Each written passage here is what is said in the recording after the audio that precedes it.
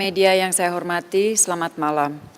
Baru saja Presiden Republik Indonesia selesai mengikuti KTT ke-10 Developing Aid atau kita sering sebut D8. KTT ini merupakan pertemuan 3 tahunan para kepala negara, kepala pemerintahan negara D8. Dan tema KTT ke-10 tahun ini adalah Partnership for a Transformative World, Harnessing the Power of Youth and Technology.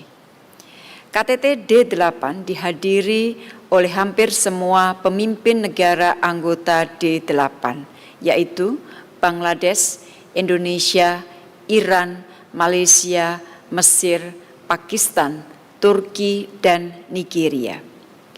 KTT ke-10 D8 ini dipimpin langsung oleh Perdana Menteri Bangladesh, Sheikh Hasina, selaku ketua atau chair dari D8. Dan KTT ke-10 ini bertepatan dengan 24 tahun sejak D8 didirikan. Sebagaimana dimaklumi, D8 didirikan pada tanggal 15 Juni tahun 1997 untuk menghimpun kekuatan ekonomi negara-negara berpenduduk Muslim dalam Organisasi Kerjasama Islam atau OKI yang beragam.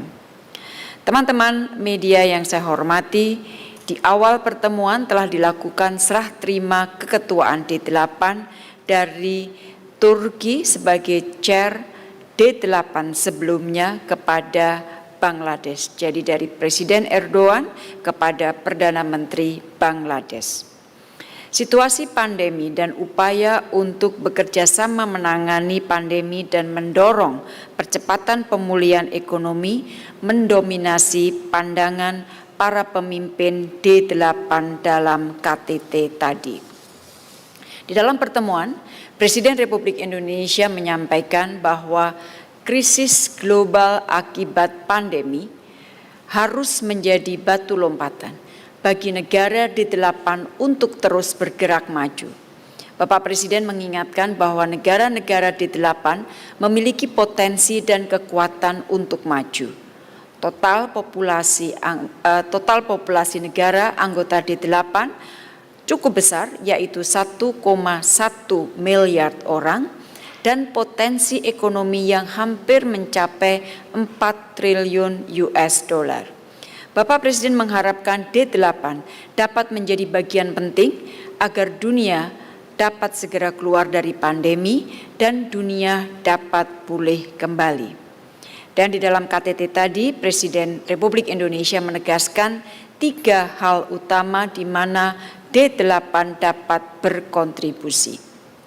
Yang pertama, D8 harus terus dapat mendorong akses adil terhadap vaksin.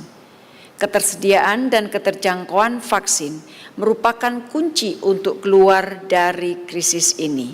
Presiden mengajak pimpinan negara-negara D8 untuk menolak nasionalisme vaksin dan mendukung vaksin multilateral. Ditegaskan oleh Bapak Presiden bahwa vaksin COVID-19 adalah barang publik global. Oleh karenanya, dunia perlu bersatu untuk memproduksi dan mendistribusikan vaksin untuk semua. Artinya, dunia harus dapat menggandakan kapasitas produksi. Dan ini berarti tidak boleh ada restriksi terhadap produksi dan distribusi vaksin. Presiden menegaskan bahwa D8 dapat berperan dalam menawarkan kapasitas produksi yang dimilikinya untuk meningkatkan produksi, mendorong akses yang sama terhadap vaksin, dan mendorong transfer teknologi. Beberapa dari negara D8 termasuk Indonesia saat ini tengah mengembangkan produksi vaksin mandiri atau vaksin merah putih dalam hal Indonesia. Untuk itu, D8 harus membuka kerjasama, pengembangan, dan produksi vaksin ke depan.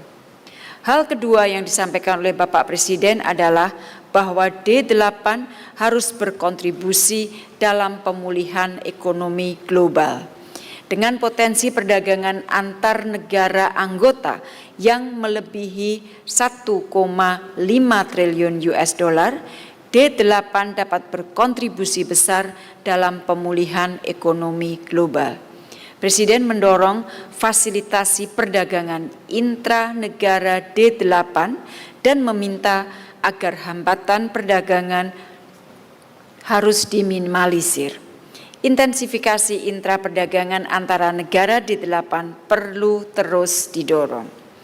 Hal ketiga yang disampaikan oleh Presiden adalah bahwa D8 harus dapat mengembangkan teknologi digital.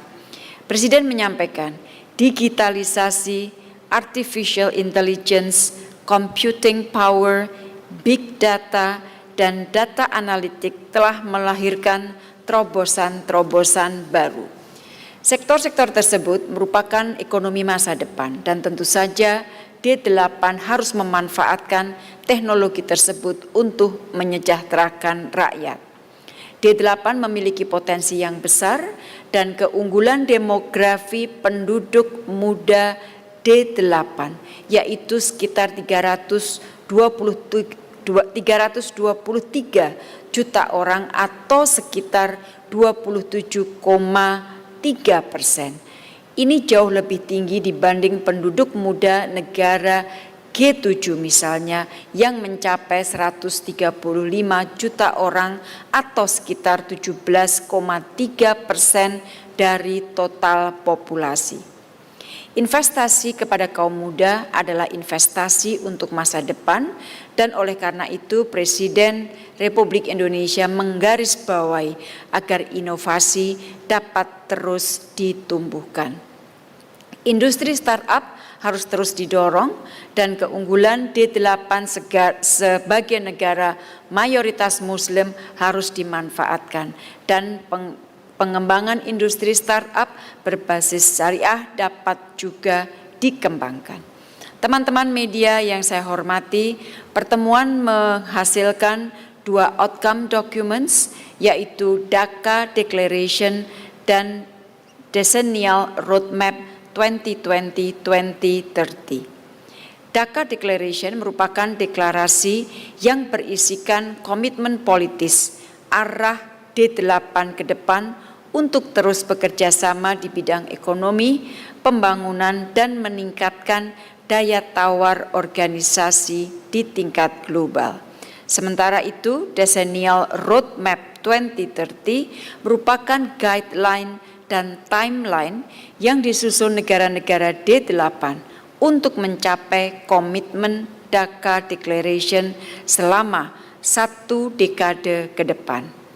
Dan KTT ini teman-teman merupakan puncak rangkaian pertemuan D8 selama 4 hari dari tanggal 5 April hingga 8 April yang terdiri dari pertemuan komisioner, pertemuan tingkat Menteri Luar Negeri, dan berbagai side events antara lain Youth Summit dan Business Forum.